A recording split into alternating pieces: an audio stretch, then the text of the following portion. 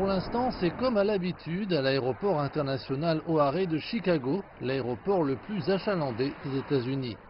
Mais ce n'est pas le cas ailleurs. De plus en plus de pays et de compagnies aériennes à travers le monde ont franchi le pas mardi en interdisant les Boeing 737 MAX 8 et 9.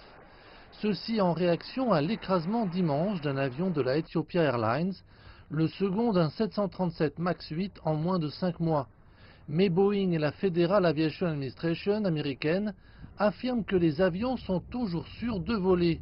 La Chine a été le premier pays à ancrer la flotte de ce modèle et elle s'en tient à sa décision.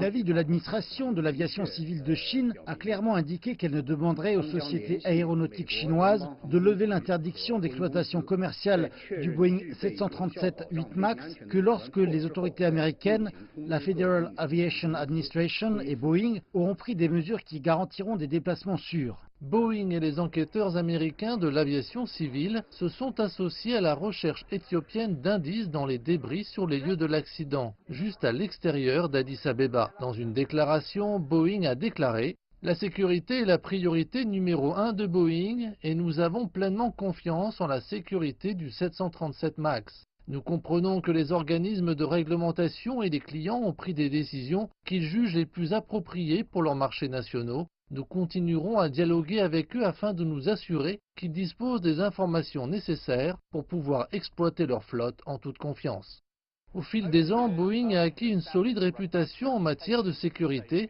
et bien qu'il soit trop tôt pour émettre un jugement, l'enquête ne faisant que commencer, les deux accidents qui se sont rapidement succédés soulèvent un certain nombre de questions qui risquent de porter atteinte à ce statut.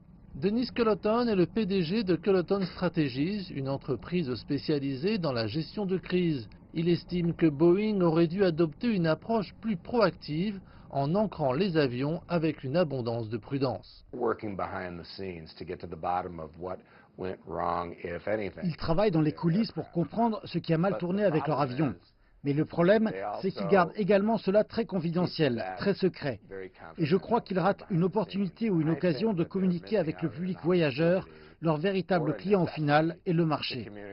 Et d'utiliser ce moment de vérité pour rappeler à tout le monde que c'est ce en quoi nous croyons. En Éthiopie, les familles des 157 personnes qui ont perdu la vie se sont rendues sur le site de l'écrasement. Plus que quiconque, elles exigent des réponses aux nombreuses questions que soulève cette deuxième tragédie de Boeing.